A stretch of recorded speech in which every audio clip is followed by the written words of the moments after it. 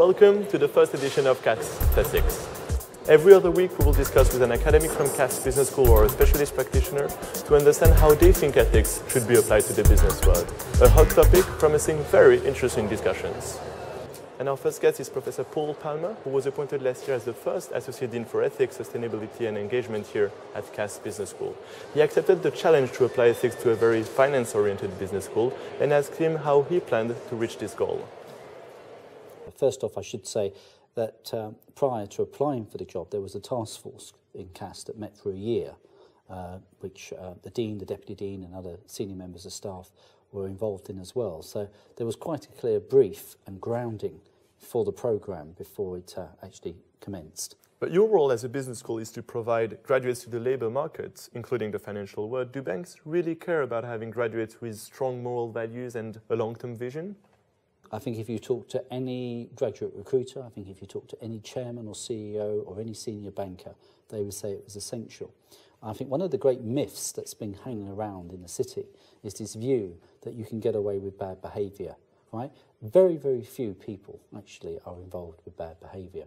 If we think of the great businesses of the City of London, most have been built, if we think of something like Lloyd's, it's been built on the principle of trust, of my word is my bond, and utmost good faith.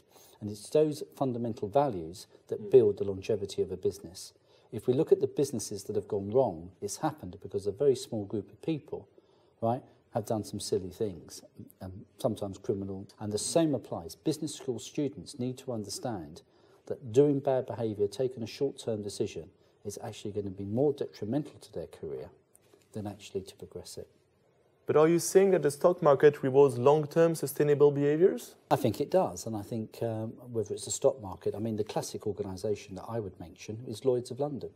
I mean, over 300 years old, trust, confidence in Lloyd's, has perpetuated and carried on. I think it's about us understanding that a business isn't just there to make profits, it's also about it has a role as an institution within society. Business schools were heavily attacked during the crisis. The Economist, I remember, wrote 10 months ago, in 2010, the decline of the MBA will cut off the supply of bullshit at the source. Pretentious ideas of business will be in retreat. What conclusion did you draw from that? First off, I don't think the MBA has been in decline.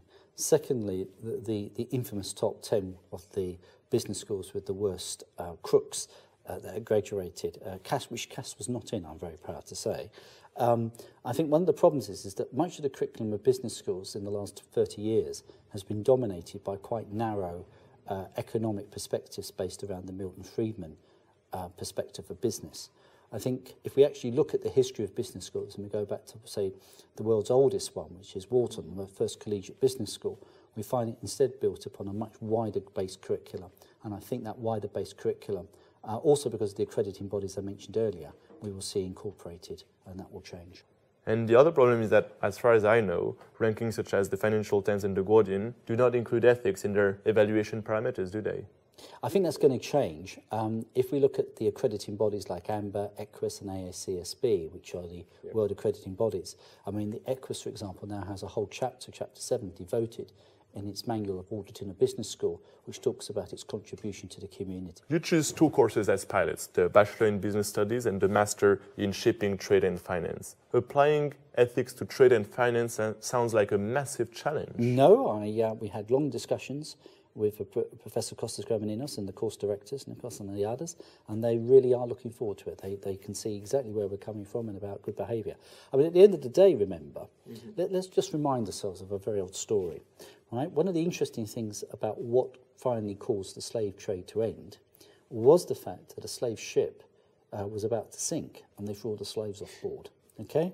If you think about shipping's all based on trust. If you can't trust the captain, if you can't trust the crew to actually do their jobs, if the radio operator isn't going to do their jobs and people like that, then what's going to happen to the ship? So running a ship, people trusting people to take their cargoes from one end to another. But the world is very different now. Traders tend to be disconnected from the ship on the water. On the trading side, yes, but on the other hand, you still got to trust somebody that actually what they're trading is a tangible product. Otherwise, you're committing fraud, aren't you? Is there an initiative you are particularly looking forward to implement and would like to tell us about? Well, there's 2 big initiatives. Firstly, within the school itself is the staff development programme.